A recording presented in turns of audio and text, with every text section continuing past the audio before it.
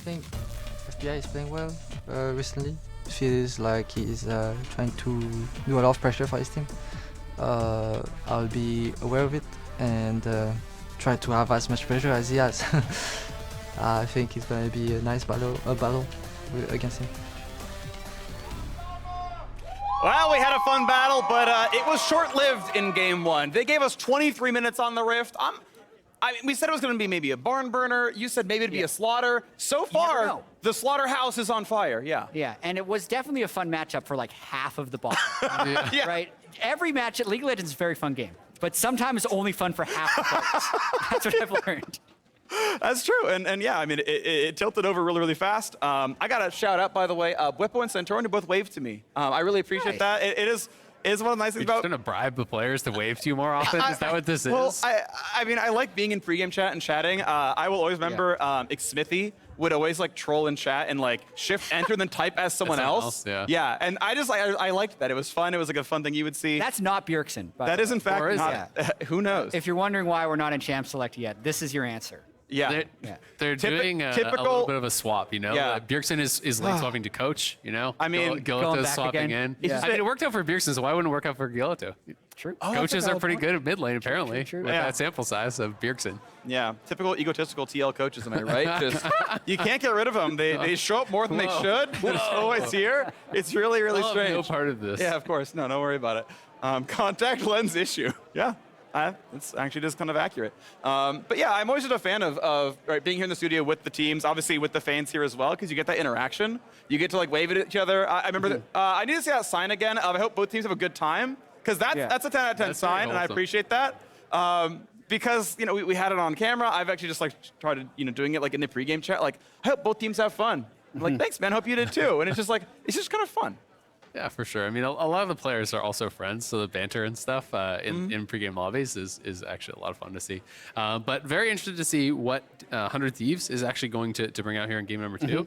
I'm gonna be honest, seeing Reaper's face after that first game, he looked distraught. He looked like very unhappy after that, and I was not expecting to see a team look that down after just the first game. You know, it can maybe give a little bit of insight into maybe something else has been going on with the team. Maybe they've been having some struggles, or hey, maybe you thought that this is going to be your best draft. You won that draft hard, and you get slapped, and it's hard to know where to go from there. That's what's so interesting about these types of games, especially with, we've only had this particular playoff format for about a year. So when you win that first round matchup, and then there's no patch change, and you don't play a stage game from 2 weeks, so much can happen in between. One, you're never going to be scrimming against 100 Thieves. But then two, about 4 of the teams aren't even in LCS anymore, so they're not scrimming. And then after the last weekend's games, there's only 4 teams in LCS, so like the pockets of information that you can scrim with just keep shrinking and shrinking and shrinking. It's one reason it's really important to have an academy team that you can scrim well against later into these long playoff formats. But then, the second thing is you really just don't know what's been happening to this team in the last 2 weeks, and a lot can actually change. So we're reading into the Reaper thing a little bit. Like, on one hand, we definitely are, but he looked very unhappy. Yeah, on one thing, the Reaper face that we saw, this was before break if you want to like scrub back in the YouTube VOD or something, but he just looked very distraught, and it could be, wow, we've lost all our scrims and we just got slammed. There's nothing we have left. Or, one of our players was doing this all couple weeks in scrims and it's just happening on stage and I'm so tilted. Or he has a headache. Yeah, it could right? be nothing. It could actually be nothing, but it is always interesting to watch these teams after such a long break. And I do find, maybe in this case is not, and we're obviously kind of going down a rabbit hole because we are on a little bit of a delay here. But I do find player faces are very indicative of their chances remaining in a series. Very oftentimes, if you're looking at with cameras, glasses. And you see a team looking really, really down in the player cams. It's often very hard for them to actually bounce back, and that's why I think it is so important to have players on your team and coaches on your team who can be that positive influence when things are going bad, can crack a joke, can make people laugh, can kind of have the mental reset a little bit, because it can be really, really tough when you're working all year long towards something and you have it kind of feeling like it's crumbling down around you. How many more times you got to adjust the glasses though? I'm counting 8 so far. I just want to know, like how much does it take to be comfortable? a lot. 9. All right. I will say, as someone who wears glasses, Uh-huh. wearing glasses with tight headphones can be very uncomfortable. And so that's I'm feeling like those headphones are probably very tight, and those glasses are probably squished into the side of his head. Yep. It's probably uncomfortable. I believe it. Yeah. Yeah. Where he wears contacts. Yeah, I tried wearing like blue light blocking glasses for a little while on my computer, and I'm like, but I wear headphones all the time, and I'm like, Yeah. this is really uncomfortable. Yep. And I stopped really quickly. It is. Comparing Game 1 draft to Game 2 draft. Yeah. Swap sides. The loser of the game in a and series Jinx always both gets choice. gone. They chose red. Exactly. TF and Jinx, 2 champions they lost to, no longer there. The bans that they have dropped for 100 Thieves specifically, they banned Tahm Kench, Gangplank, and Veigar. We were talking about why they might be doing these things. Tahm Kench will be bot lane dominance. The Gangplank ban might have been to set up a blind pick Ornn, and the Veigar might have been to set up the ability to blind pick a scaling mid laner like Yeah. Azir, Corki, or Victor. So a totally different approach here from 100 Thieves as they swap sides. And this is interesting, so the Ahri going to get banned out. Zeri is up again here. Will the priority be on Zeri now that Jinx is banned out for TL? That is something I'm really curious about. Not willing to first pick the Nautilus, but obviously not willing to give that away.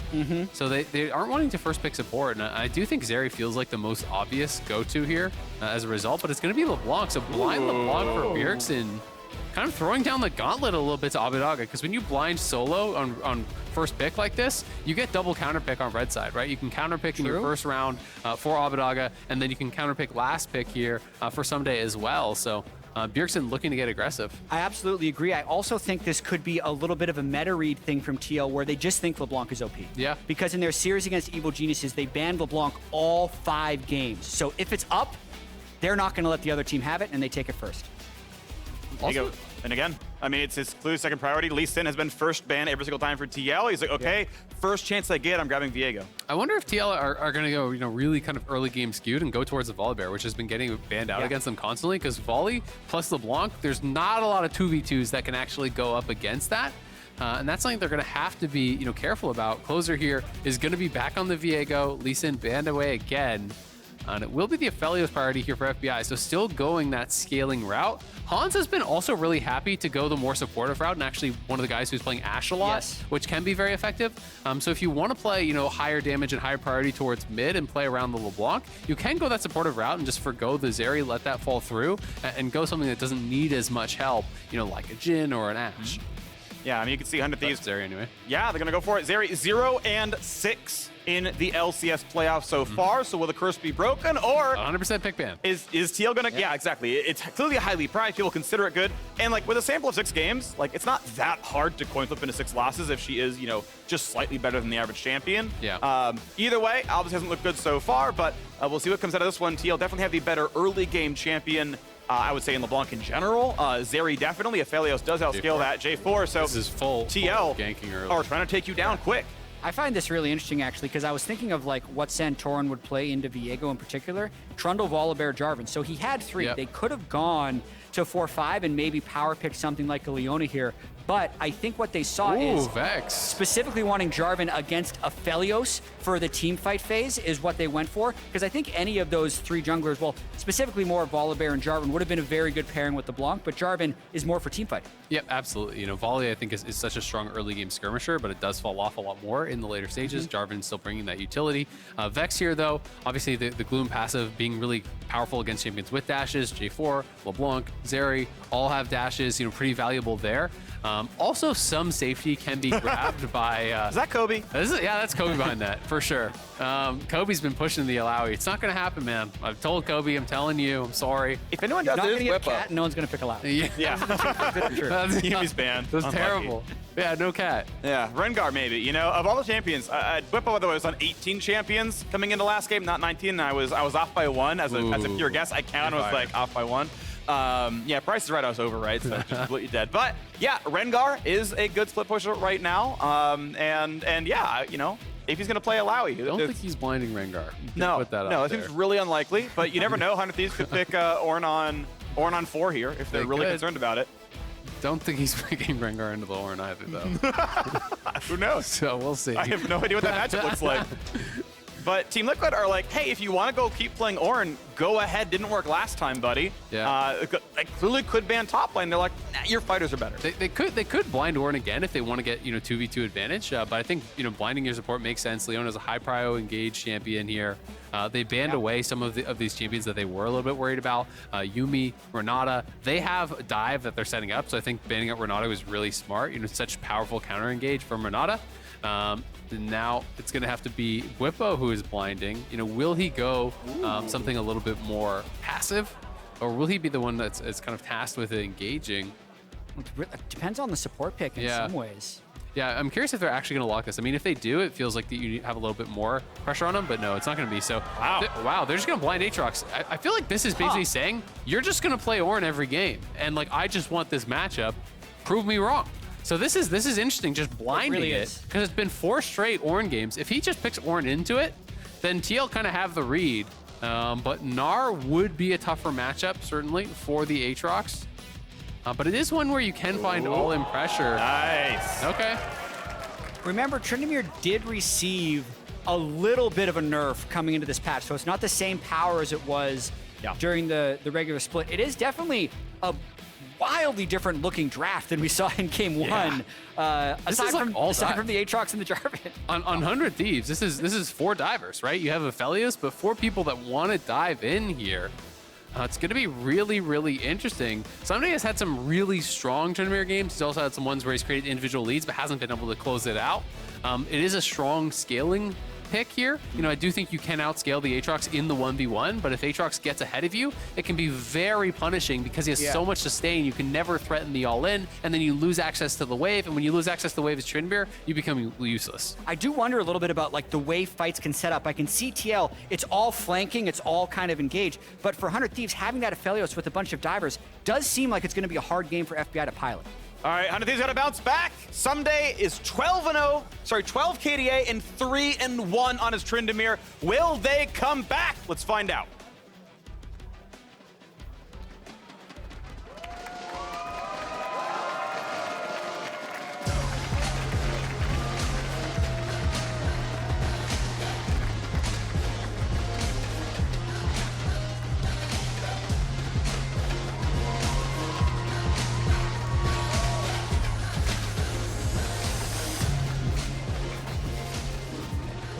Already, this top lane is going to be spicy. Bwipo going Ignite here. Wants to be able to threaten the all-ins early. Again, so much of beating Tryndamere in matchups is denying him the wave, because if he can't auto-attack consistently, get that rage, he can't threaten all-ins, he has much less sustain. With the Ignite here, you can threaten a pre-6 kill. It's going to be very difficult for Ssumday, but at the same time, it kind of draws the attention of both junglers up there, because if you can force bad backs for an Ignite top laner, you lose so much. Gonna be a lot of fun though. They see, okay, no one's in that brush. Woo! Yeah, Vision, I mean, that's a support play right there. We saw a brush and he's like, yes! No one's in there, we're safe. I mean, what else can you be excited for as a support player, I'm just thinking about this Aatrox pick more.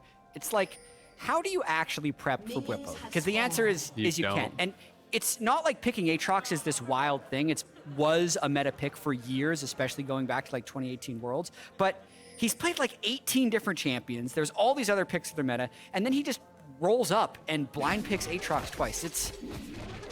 Bwipo is unlike anyone else. Yeah, and that's one of the things I love about this guy is that he has such extreme confidence in his own play. And he doesn't feel the need to emulate what other players are doing, right?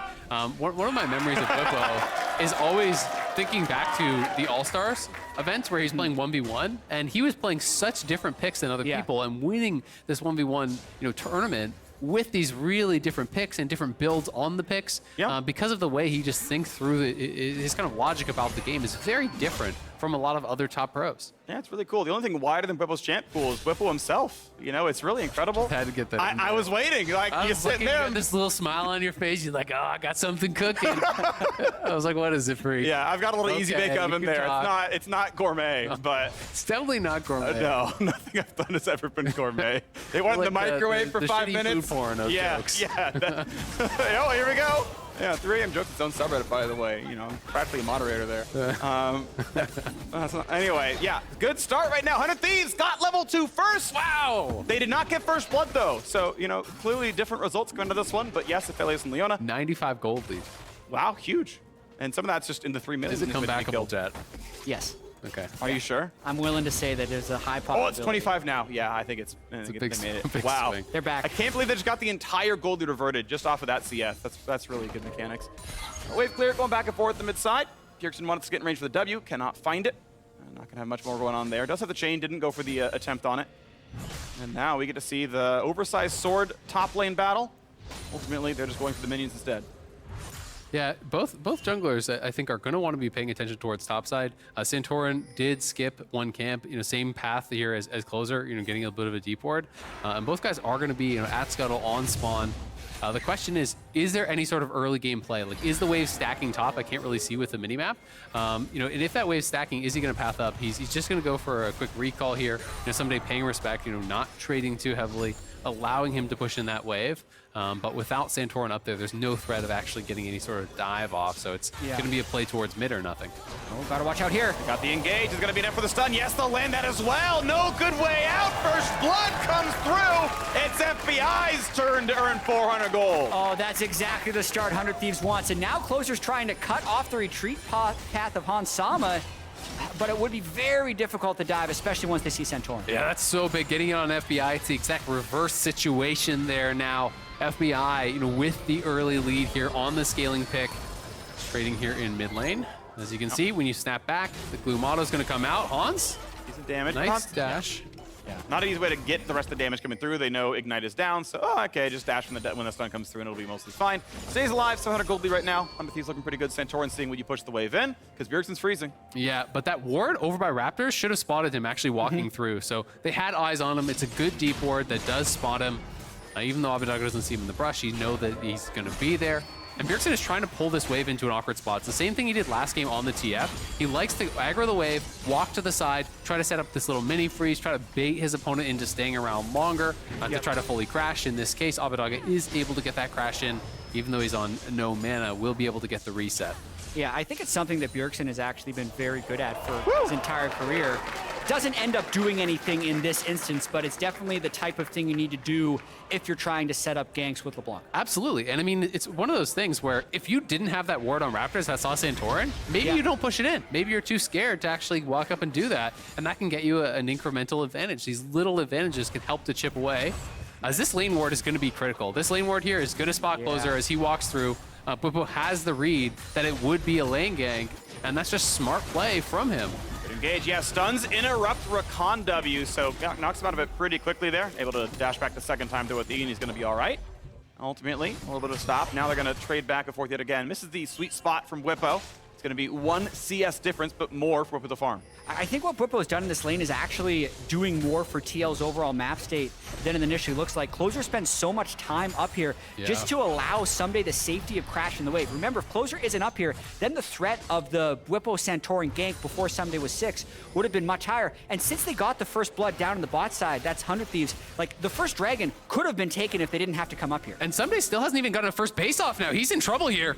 Oh, pretty big damage here. It's flashed into the Q, decent damage. Ghost is on though. And wow, okay. Doesn't want to ignite for ult, the cooldown's longer. Exactly. Bwipo was trying to force out the ult there on the flash Q3, was hoping he was going to ult and then use the ignite afterwards for a kill, but now Santorin, it's looking like he's in trouble. Both supports here as well, 4v4 shortly, and it's going to be Abbedagge getting away with some life. A nice engage comes across the fear. Santorin will not yet die. Someday gets one, he'll have to ult, times it against it. Okay, just barely at the end. 1-for-1 though, right jungler from mid. Abbedagge did lose his life on that play. Yeah, the exhaust was critical there from Core onto the Vex when he dove in. I think Someday's ult was actually late there. I think the tower hit him first. He lived with about a couple HP, then ulted. Calculated. The man's galaxy brain. That was close. As Core's going to stay around and actually hold this wave. So again, it's this manipulation of the mid wave. He'll pull it to the side. It's not going to be a full hard freeze, but he will deny most of, if not that entire wave. And so back here to the top side, again, Bwipo is trying to stop the recall. He got the early push. Remember, Somebody's not playing TP either, so Somebody has never based. When he's spinning slashes in, he pops it, he goes in for the Q3, gets the auto. He was hoping Someday would ult there so that when he came back without ult, he could use the ignite to get a kill. Oh, hello. Going back in yet again, but a re-engage looking pretty good. Abadaga, days are numbered, trying to walk away. 100 HP left onto him. They need one more shot. They're going to get it. CoreJJ just takes him down. This is literally off of the freeze that Core just set up. Because you have that freeze, so you have to call your support mid as Abadaga to say, hey, I need help. We've got to crash this wave. But TL just show up as well. They bring their jungler, they bring their support, knowing that's the play that 100 Thieves have to do, and they're one step ahead. They're running the play over and over again. The first time it didn't work because there was a ward on Raptors, but then the next 2 times that they've ran the play, it's been able to work. So Abadaga definitely not having a good time. He had a really rough regular season, really bounced back in a big way 2 weeks ago, but this, in both games, has been a heavily Bjergsen-favored mid lane. It's really well done because now you've got TL up in gold right now. First blood, of course, is still that free extra 150, but this is TL doing so well in the late landing phase. Yeah, I mean, you just look at the solos. That's what TL is playing for, right? The solos are actually very far ahead in farm in both of these lanes and in early stages of the game. If they can continue to extend that advantage, it will mean a lot. The Tabby's rush here, very effective. It's Tryndamere and Viego. It's 2 auto attackers. It's pretty much a no-brainer there to be able to go for that. And Closer, will get spotted, so they have the idea that he's in the area.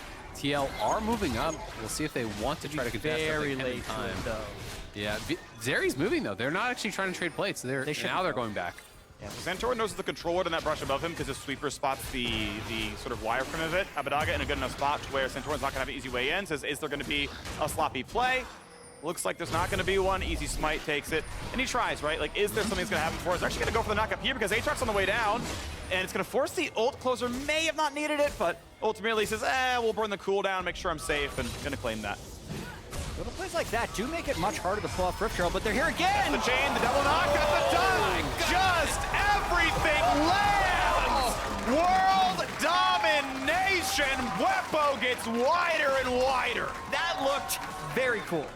That was sick.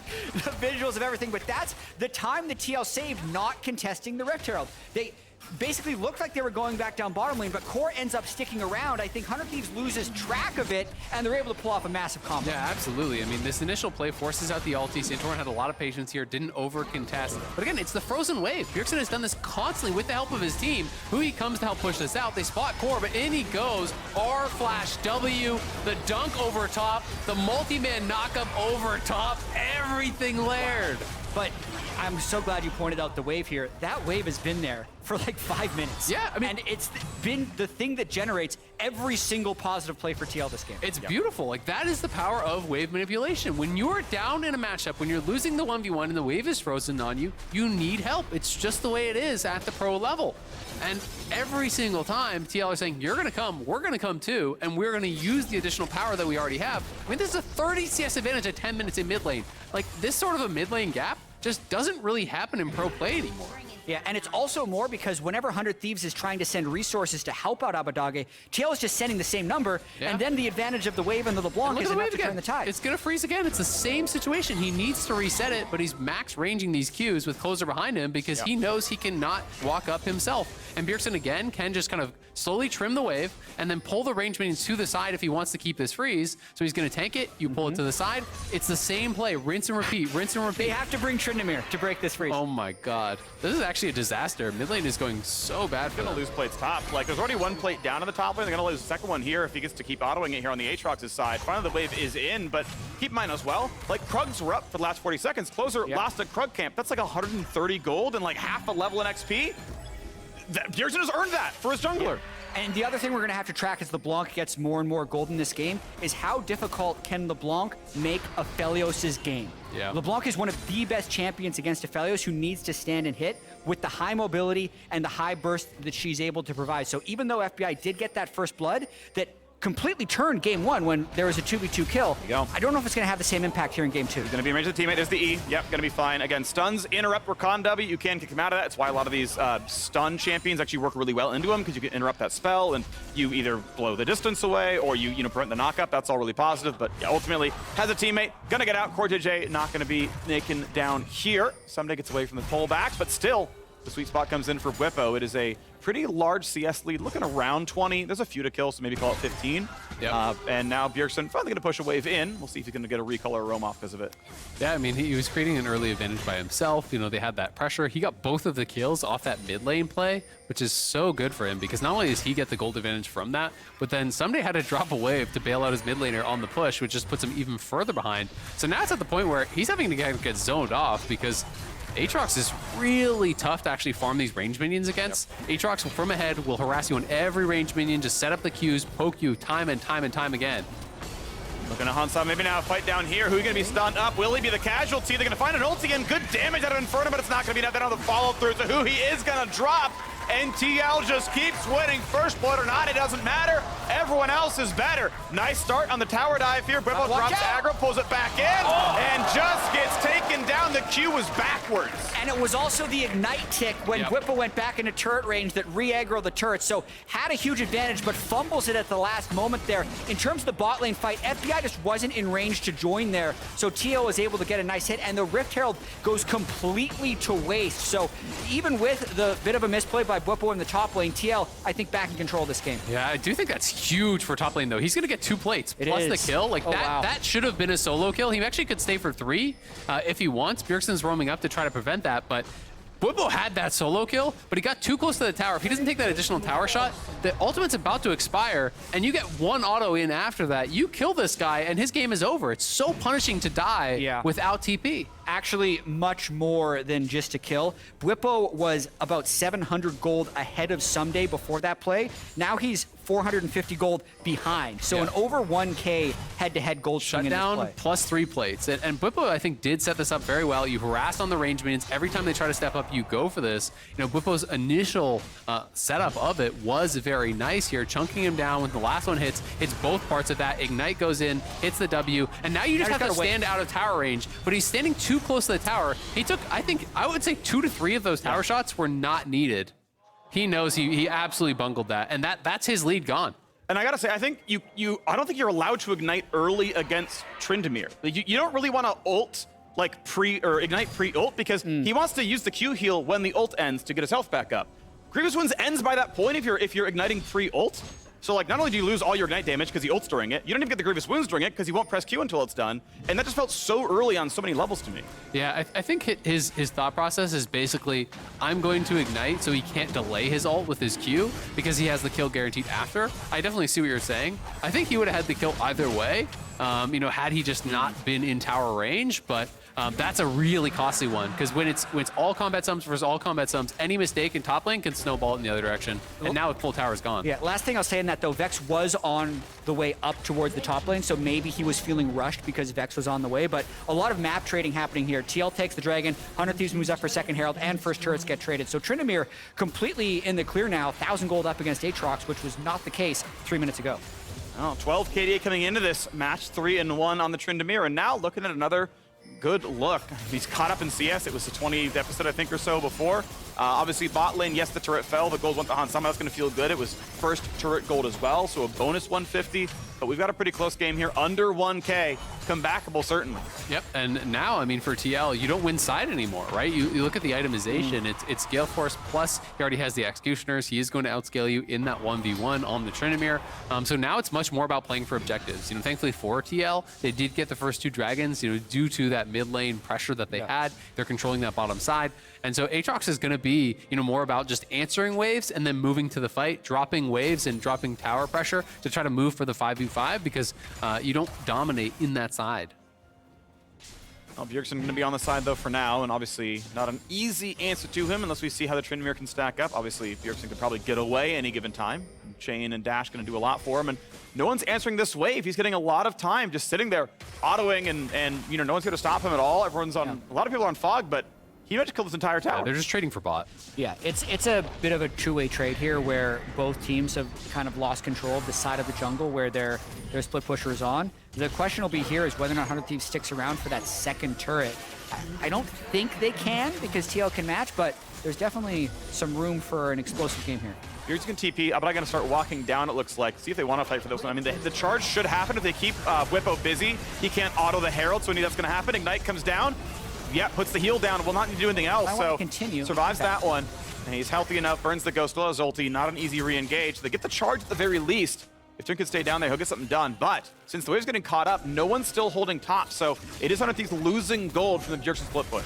Yeah, going to be able to deny at least a bit there. You know, the big person kind of missing out on the 100 Thieves side is still the Vex. You know, the Vex is not going to be a big part of the game unless you can kind of find more your CC is more what you're going for rather than your burst when you're this far behind. But Aphelios obviously doing very well, has a lot of farm, got the first blood, and Ssumday is going to be in a great position now here too. And you look at the junglers, well, Viego is much more of a scaling jungler than the Jarvan. So I think, you know, off of that mistake from Bwipo on top side, 100 Thieves I think are in a pretty good spot to be able to potentially contest this next dragon. And I think a lot of this game for TL will come down to the third dragon. If they can utilize Aatrox's power, get that third dragon, threaten Soul Point here, Ocean Soul on Aatrox makes this champion just like a whole nother level. And now we get to see what happens because 100 Thieves gonna try to find their way back into this one, right? Down 2,000 gold and down the dragons. Love to see what they can do with Tryndamere team fighting to get the next objective. And as they put some wards down, they are kind of setting up the ability to split push. You can see Ssumday really here early to see, okay, who's gonna pick up the top wave. But yeah, TL aren't there yet, so no pick to be found. Got to see Bjergsen on ward actually. Recall just comes through. Bjergsen would have just about right there face checked Tryndamere. I do think it's going to be pretty hard for 100 Thieves to make fights happen. Throughout their rise, they've been such a good front-to-back team fighting team, right?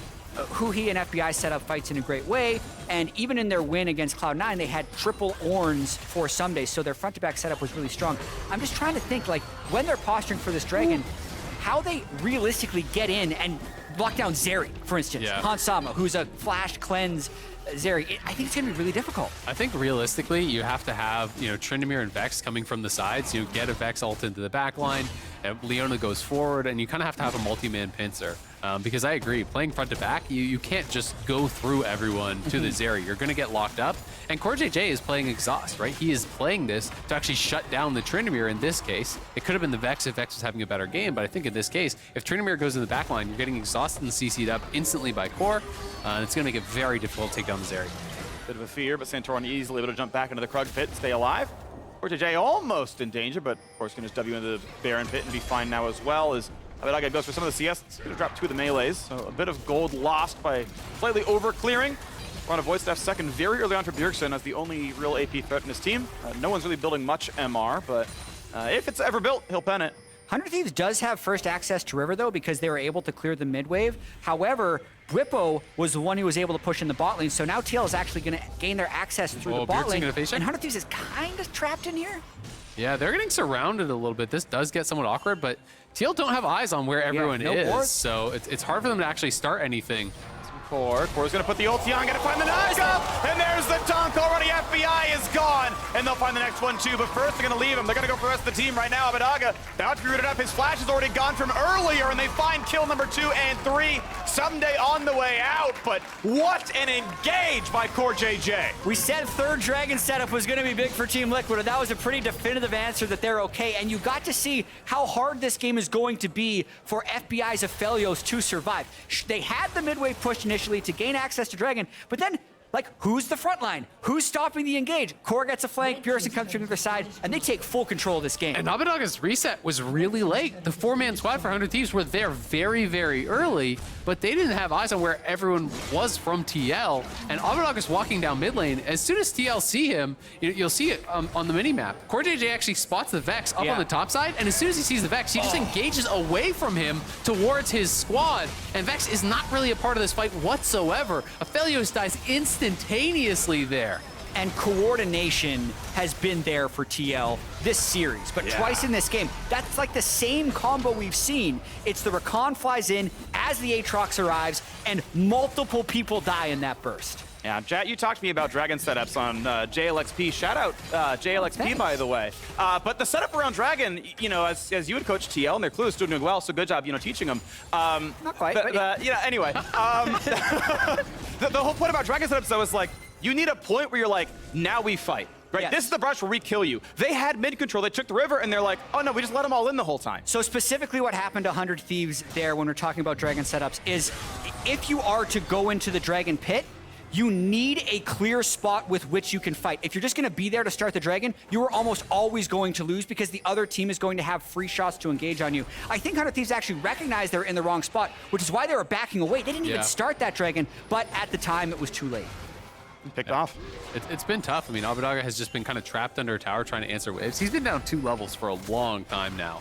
And with this pressure on the side, dude, he just got so far behind early, he can't really contest the LeBlanc. He's not really a threat in the team fights. The rotations are going to be late because he's trying to answer the towers, and Bjergsen just distorts in there, finishes off that tier 2. And just like that, 7,000 gold lead plus soul point.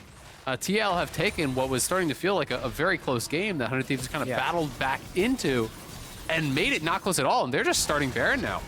And 3,200 of that gold is on the mid diff. That's insane. 70 CS. This is like and season kills. 5, season 6 mid lane just like taking over. It's definitely been a bit of a throwback game in terms of how mid lane is played, but we got to focus in on this Baron because we got to see if 100 Thieves can get it in time.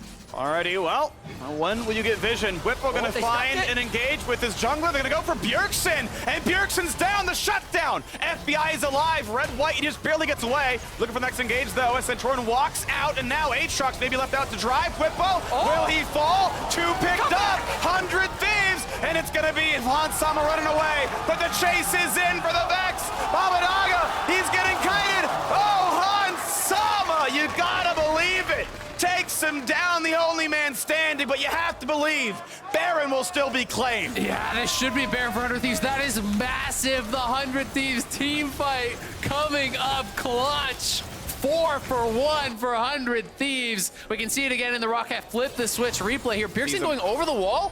He was spotted with the sweeper. They're ready for him. And the instant CC there going down onto him. He gets rooted. They dash in with the Vex. They kill him off right away. And FBI here had red-white, has the ulti to try to kite back and survive. Huhi and FBI, with the positioning of FBI and the instant CC of Huhi, were able to counter that play. I mean, if TL isn't even looking to turn and they just go to burst that Baron, they probably get it. This is such a massive turning point in the game to keep 100 Thieves alive.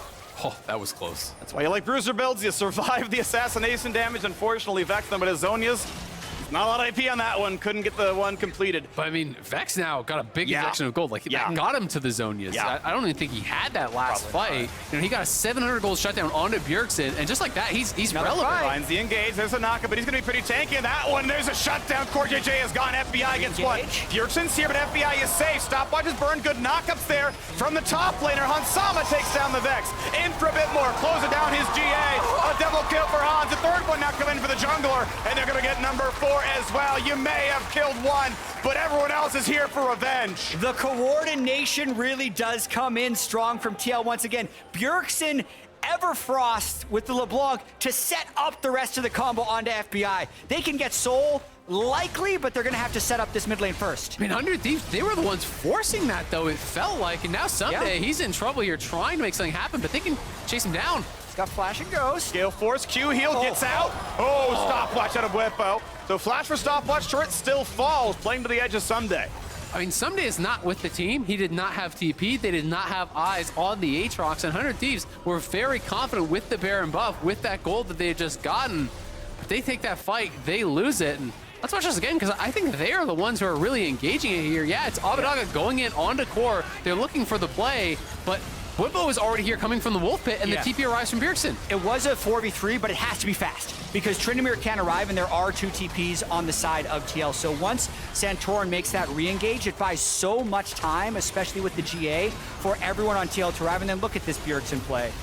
Getting the root, timed with the Zeri hopping over the wall, and just total annihilation by TL. And it's one of those things that I think because it's that 4v3, it works if you kill a carry, right? Yeah. But you're committing all your spells to killing off CoreJJ, and you kill him off, everything is still available for the TL carries. So yes, now you've cut it down to potentially a 4v4, but everything is up for TL. They are free firing, and you get punished so heavily for this. This game, though, very close, but TL now, the gold is lying to you because they have the Ocean Soul, and that for Aatrox is just so ridiculously strong. Yep. And he is closing in on his GA as well. This is going to be a tough guy to deal with. Yeah. All his healing amped up by his kit. Obviously, you get a mortal reminder if you're targeting him, but otherwise, he's regenning fast. Exactly. Tryndamere can mount him in a side lane, but when a team fight happens, there's like Abbedagge so far behind the mid lane curve, 100 CS down now. Yep. FBI really doesn't want to make a stop for healing reduction, so it's very Ignite. tough for them to fit it in with the deficit they're facing. Yeah, I mean, someday,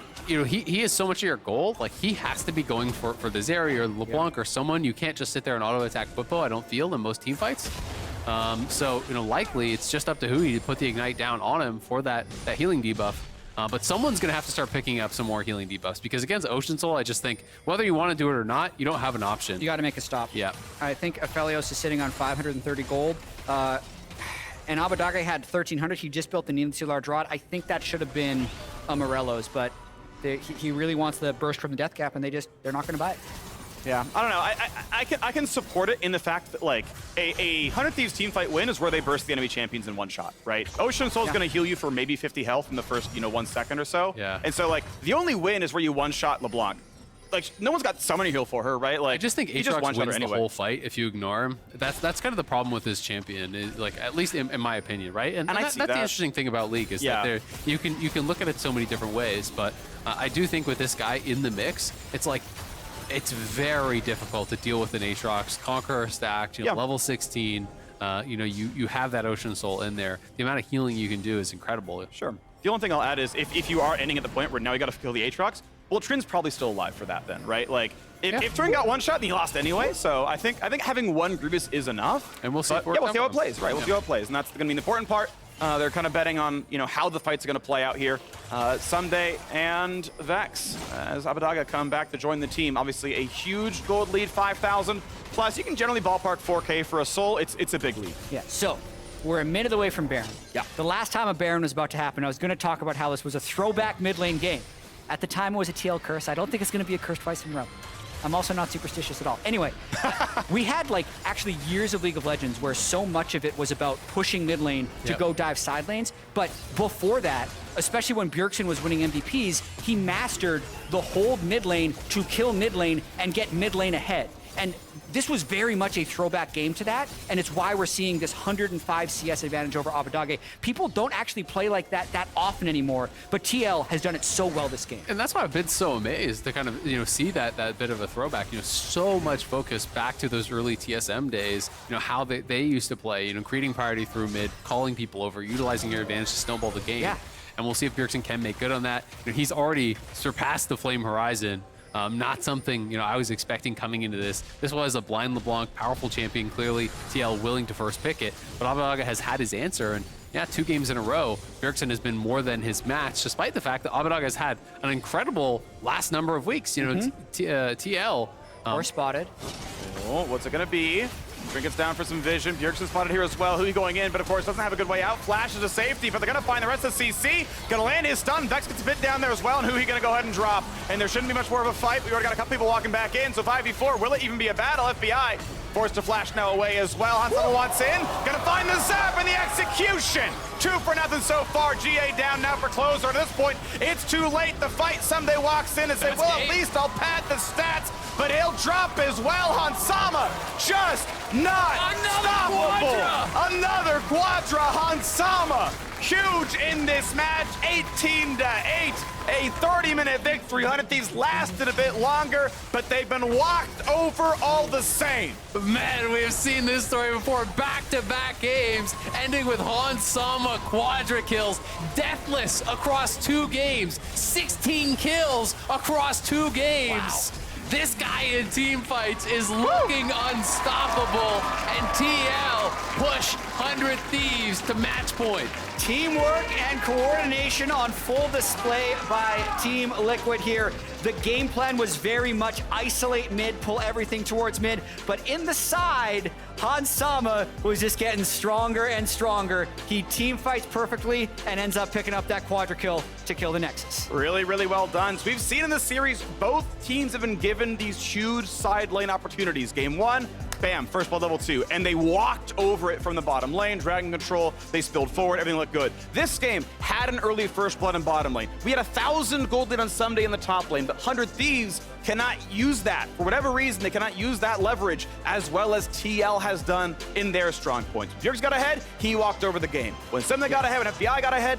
nothing happened. TL, by far the better team right now. I mean, I just think they've looked much more on the same page. You know, when they go for a play, it feels like everyone is going for the same play. Yeah. You know, you look at the straw that kind of broke the camel's back in this one, where 100 Thieves have that Baron and they go for the play. Somebody's not there. All of TL were ready for that fight. You look back to the early mid lane play, that coordination on multi-man collapsing, all the CC getting layered. Like, they are just so on the same page. Yeah, I will say the compositions did make more sense for Team Liquid in this game. They had a huge dive comp with everyone being mobile. Zeri and Rakan could fly in as well, whereas 100 Thieves definitely had some divers with this like stick in Aphelios who's just going to get killed by the Blanc over and over again. So even though he got a lead, TL could just crush him. Yeah, well done. Good job. Now, come join us in Houston next week, and you could win free stuff. Each day, all ticket holders are automatically entered for a chance to win a jersey signed by one of the teams competing at Spring Finals. Check out lolesports.com for terms and conditions. And while you check out all those details, we are heading over to the State Farm Analyst Desk. Take it away. Welcome back to the State Farm Analyst Desk. It took just a little bit longer this time around, but TL still find the dub to push the series to 2-0. And we're already prepping for the new LCS merch line. Of course. Of the top performers here in the postseason. I like these new coffee mugs that we got working. But they do it with a very different looking draft. And that's, of course, what we got to start with here. Flipping over to the blue side for Team Liquid, it's a LeBlanc first pick. We got the TF bans, so we do know that there's going to be priority around that champion throughout the series, as well as an Ahri ban, which I can't even remember if you said it on air, Olive, or if you just said it to us off camera. But that was another one that you called out as being hyper important and expecting 100 Thieves to look at throughout the series. Yeah, I think the mid lane matchup was very interesting. I did expect the TF and Ahri bans, or I was anticipating that might happen. But the blue side Ryze ban kind of sets up LeBlanc first pick. It might not be something that 100 Thieves was expecting, but TL clearly has been prepared for like TF and Ahri being banned against them. And they had this whole strategy set up to counter whatever mid laner Abbedagge picks into the LeBlanc, which was the Vex in this case, and they focused it hard. Yeah, and just the combo that we're starting to see now from Team Liquid is the J4 Rakan. And it is just winning them fights, and it's really difficult for 100 Thieves to be able to deal with them because, hey, if you lose, if you're able to escape it the first time around with Flash or anything, you're just doomed the next fight around because they're collapsing so frequently with Aatrox. Oftentimes, of course, like the Zeri is going to be on her own, but it just feels like 100 Thieves are getting collapsed on repeatedly, and Santorin's doing an amazing job with this draft. Oh, he continues to perform. Olive mentioned the focus around the mid lane and how they were able to keep the Vex down, Emily, but really there was action kind of across the map in this one early. Yeah, I mean, so we had a bunch of team fights. Out of this, though, I believe this is the one where the most interesting thing that happens, they covered this on Cast, is how Core is actually able to freeze and hold the wave for Bjerg so they can re-dive it over and over again, while Bwipo is actually able to shove an entire wave topside and get significantly far ahead in that matchup. So after that, it's all TL in most of these fights until a very specific point down the road. Yeah, we'll see if we get to that one. A couple little throw opportunities for Team Liquid, but they're still able to lock it up again. Yeah, it was very much the story of them pushing the pace early on. Bwipo gonna hand a little back in the top lane. And then, of course, this fight here where it looked like it might all go bad before a couple of heroics out of Hans Sama on a sliver of health. What is that champion? Disgusting. I mean, like, he almost got him. He almost got him. Even walked right back in to get the last auto attack, but no. Hansama was able to, zip out of there. But Team Liquid recovers. I think they play off of Fog of War so damn well. A lot of the times, I think in this case, Aatrox was leaning towards topside a little bit more whenever they were setting up for a fight around mid lane. And so it just took a lot of space away from 100 Thieves. They always had to take the wave shallow. And so it felt like a lot of the map was just being taken over by Team Liquid. Nice. Wow, we're getting a little massage here. Exactly. Yeah, keeping them loose. Getting loose. They're already playing loose though, so that's don't over massage. True. You don't want your muscles being like mush out there on the stage. You don't want another loose play like that topside. That topside 1v1. Where you're just like, I don't know about that. That is like one of the scariest things that can happen because I'm pretty sure Bwipo was only making that dive 1v1 happen because his team like already made a big play. Yep. And if you get an advantage top lane, the game's just over. Yeah. And he was probably going into it thinking, oh, I can't die here, it's not possible. But once you do die, it's so bad because the game went from completely over to, wait, we actually could lose. Yeah. There's a top win condition. He gave them a win con, exactly. Bwipo, I think you also called this out as we saw it, because we watch plays like that, and then every single one of us goes, where's the face cam? Where's the reaction Yeah. cam? Where's the reaction cam? We wait for it. And in that one specifically, he didn't laugh it off like we're normally used to him doing. It felt like very visibly clear that he knew he had messed up in that moment and given 100 Thieves their one shot to get back in it. I have a question for Olive now that, we're looking ahead at like, okay, what can 100 Thieves do? If you're faced in a mid lane situation where the support is coming up, freezing the wave on you so you can just be dove over and over again, what happens? How do you deal with it? Well, basically you just hope that your jungle and support also get there and like you just win the 3v3. It kind of happens a lot more in side lanes because the lanes are longer, so the freeze is a lot easier to set up and a lot harder to break because you can chase down a lot easier. In mid lane, people don't usually just like perma-gank, re-gank on freezes often, but when you have champions like LeBlanc, Jarvan, Rakan, they're so mobile, any two of those champions can kill a no-flash Vex. I was actually surprised by the Vex pick. I think playing Vex into Jarvan is actually really hard. Most Everfrost champs into Jarvan don't care too much, but because like Vex is so squishy, she really only has her fear to save her. It's, in my opinion, a pretty hard jungle matchup to play against, and I'm not surprised that the early game went so poorly for her. I'm going to follow up with an even more specific question. Going into game 3, Here we I'm gonna go. just put you in Abadaga's shoes. What would you be talking about in this huddle right now in terms of how you'd want to see the team adjust in the play itself? Would you want to specifically craft a strategy, set plays going into the game to counter the pressure that might come mid? Or would you, again, drafting for yourself, not for Abadaga, choose to go more the direction of ignore my lane, give me the safest thing possible, let me just go into survival mode? Like, what would be your preference up against this TL squad? Well, from experience playing against Bjergsen, I think if you try to do the just everybody leave, just let me 1v1, he's gonna like force you in situations where you're gonna just go down CS, and if you're not willing to bring your whole team there to fight, then you're just gonna get really behind. And I think it's kind of like a posturing thing where you're not always gonna have everyone there.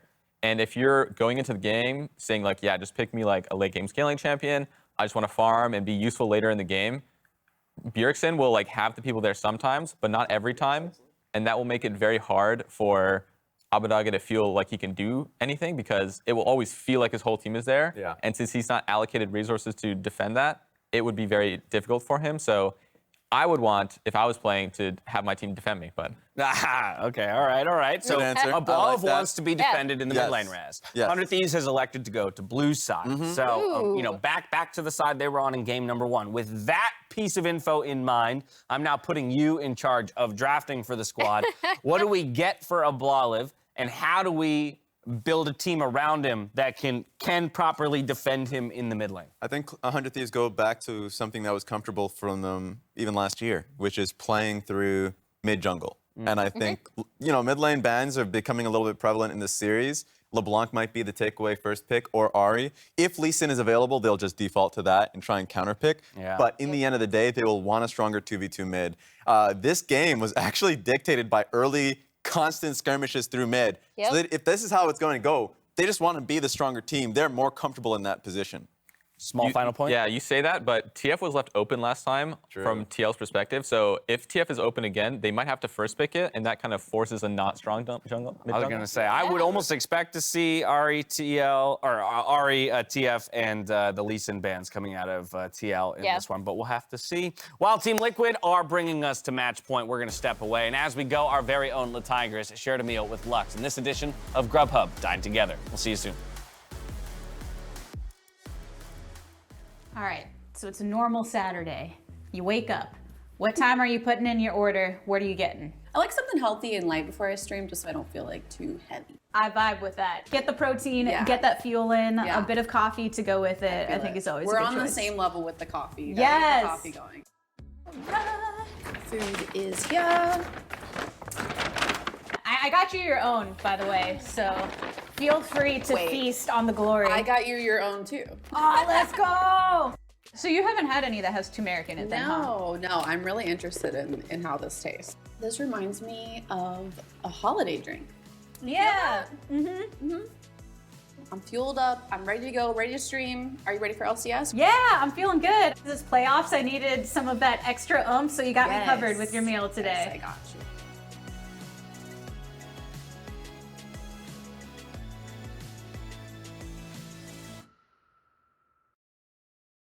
Should I go with my main? Why not try something new? Something cheesy? No, something spicy. Just hurry up and pick your Grubhub order. Done. Champs like starting. Here we go. Let's go! Guys, we are in this. On time, lowest price, or we'll make it right. That's the Grubhub guarantee.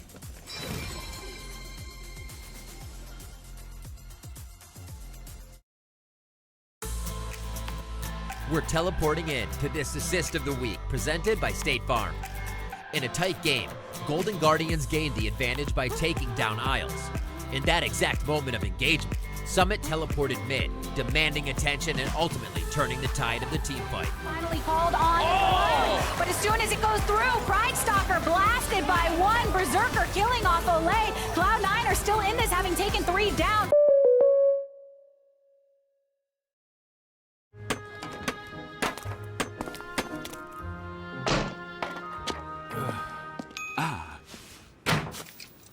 Red Bull gives you wings.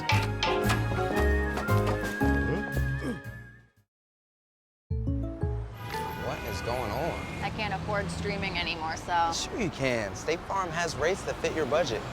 Oh, good. Because some true crime would be nice. Like a good neighbor, State Farm is there. Call or click to get a quote today.